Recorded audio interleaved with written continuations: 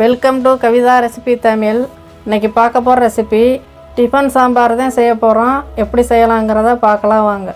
First இந்த recipe செய்கிறதுக்கு பாசிப்பருப்பு பாதி, துவரம்பருப்பு பாதி, ரெண்டுமே பாதி பாதி எடுத்து வேக வச்சு பெருங்காயத்தூள் போட்டு வேக வச்சு எடுத்துக்கலாம். இப்போ ஒரே அளவாக இந்த மாதிரி எடுத்துக்கோங்க. ரேஷன் பருப்பு தான் துவரம்பருப்பு எடுத்துருக்கேன்.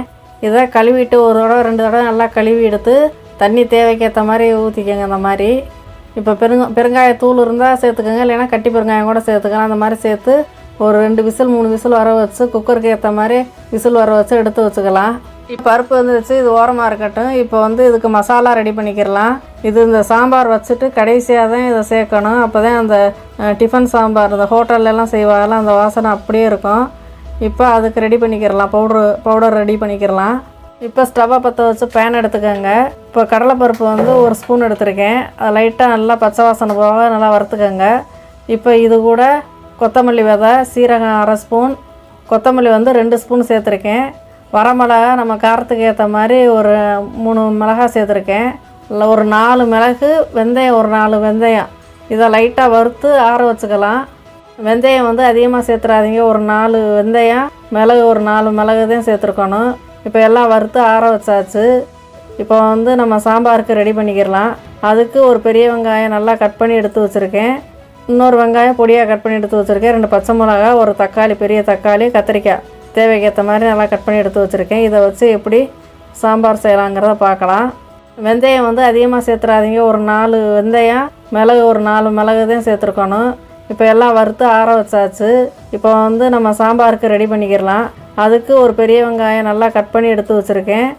இன்னொரு வெங்காயம் பொடியாக கட் பண்ணி எடுத்து வச்சுருக்கேன். 2 பச்சை மிளகா, ஒரு தக்காளி, பெரிய தக்காளி, கத்திரிக்காய் தேவைக்கேற்ற மாதிரி நல்லா கட் பண்ணி எடுத்து வச்சுருக்கேன். இதை வச்சு எப்படி சாம்பார் செய்யலாங்கிறத பார்க்கலாம். என்கிட்ட இந்த காய் இருக்கிறதுனால இதை வச்சு தான் நான் செய்கிறேன். நீங்கள் இது கூட பீன்ஸு, கேரட்டு, முருங்கைக்காய், பரங்கிக்காய் எது இருந்தாலும் நீங்கள் இதே மாதிரி சாம்பார் செய்யலாம். இப்போ நான் கத்திரிக்காய் இருக்கிறதுனால இதை மட்டும்தான் சேர்த்துக்கிறேன். ஒரு கடாய் எடுத்துக்கோங்க. கடாய் நல்லா சூடானதுக்கு பின்னாடி தேவைக்கேற்ற மாதிரி எண்ணெய் சேர்த்துக்கலாம்.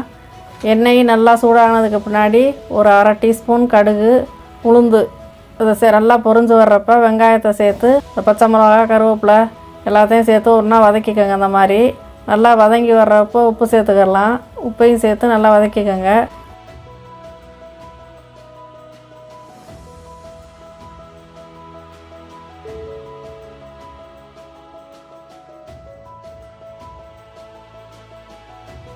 நான் ஒரு பெரிய தக்காளி எடுத்து கட் பண்ணி எடுத்து வச்சுருக்கேன். அதையும் சேர்த்து நல்லா வதக்கிக்கணும். தக்காளி நல்லா வதங்கணும். இந்த அளவுக்கு நல்லா வதங்கி வர்ற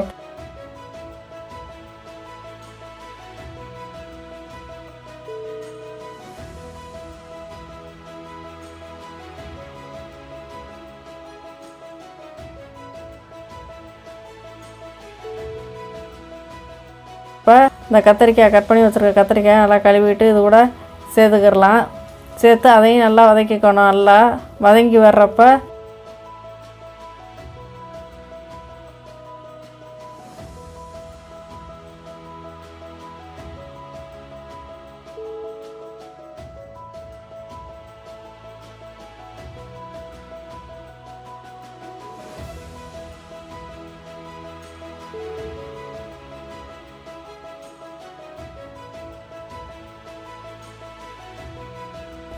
வீட்டில் அரைச்சி வச்சுருக்க சாம்பார் பொடி 1 ஸ்பூன் சேர்த்து நல்லா இது கூட காய் கூட நல்லா சேர்த்து இந்த மாதிரி ஏற்கனவே இதில் மஞ்சத்தூளும் சேர்த்து தான் அரைச்சி வச்சுருக்கோம்.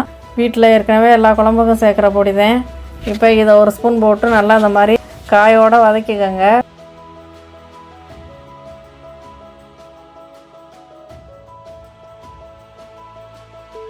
இப்போ அந்த பருப்பு வேக வச்சு எடுத்து வச்சுருக்கோம்ல, அந்த பருப்பையும் இது கூட சேர்த்து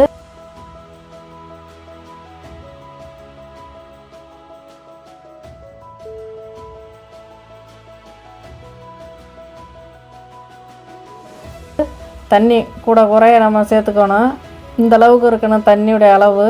இப்போ இதுக்கு உப்பு செக் பண்ணிவிட்டு உப்பு சேர்த்துக்கிறேன்.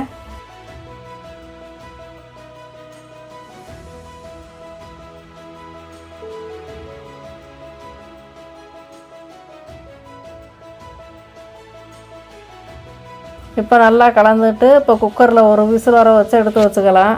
அந்த ஆற வச்சுருக்க பவுட்ரு மசாலாவை குறவரப்பாக மிக்ஸி ஜாரில் அரைச்சி எடுத்துக்கிறலாம். இது கடைசியாக தான் தூவி விடணும், முன்னாடியே சேர்க்கக்கூடாது இந்த மசாலாவை. இப்போ வந்து இதை மிக்ஸி ஜாரில் இந்த அளவுக்கு நம்ம ரெடி பண்ணியிருக்கோம். குறவரப்பாக தான் இருக்கணும். இதை வந்து குக்கர் விசில் எடுத்துகிட்டு கடைசியாக தூவி அப்படியே 1 நிமிஷம் நல்லா கொதிய விட்டு இறக்கிறேன். அவ்வளோதான். அப்போ தான் அதே வாசனை இருக்கும். இப்போ அந்த மிக்ஸி ஜாரில் இந்த மாதிரி குறவரப்பாக அரைச்சி எடுத்துருக்கோம். இப்போ வந்து சாம்பார் கூட சேர்த்துக்கணும். இப்போ வந்து ஒரு விசில் வந்து நல்லா காயெல்லாம் எல்லாம் வெந்து வந்திருக்கு பாருங்கள், இந்த அளவுக்கு வந்திருக்கு. இப்போ இது கூட சேர்த்துக்கலாம். இந்த மாதிரி சேர்த்துட்டு ஒரு கொதி வந்தோடனே நம்ம ஆஃப் பண்ணிக்கிறலாம் ஸ்டவ்வை. இப்போ இதில் தூவி இந்த மாதிரி ஒரு கொதி வந்துருச்சு. இப்போ ஸ்டவ்வை ஆஃப் பண்ணிக்கிறலாம். இப்போ ஒரு அருமையான டிஃபன் சாம்பார் ரெடி ஆயிடுச்சு. நீங்கள் குழந்தைங்களுக்கு இந்த மாதிரி காரமே இல்லாமல் இந்த மாதிரி சாம்பார் வச்சு சாப்பாடில் சேர்த்து கூட ஊட்டி விடலாம், டிஃபனுக்கு சேர்த்துக்கிடலாம். ஒரு அவசரமாக வீட்டில் இருக்க காயை வச்சு, காயே இல்லைன்னா கூட பரவாயில்ல, ஒரு வெங்காயம் தக்காளியை வச்சு கூட பருப்பை வச்சு இந்த மாதிரி நீங்கள் செஞ்சு கொடுங்க. ரொம்பவே நல்லாயிருக்கும். இந்த வீடியோ பிடிச்சிருந்தா லைக் பண்ணுங்கள், ஷேர் பண்ணுங்கள், சப்ஸ்கிரைப் பண்ணுங்கள்.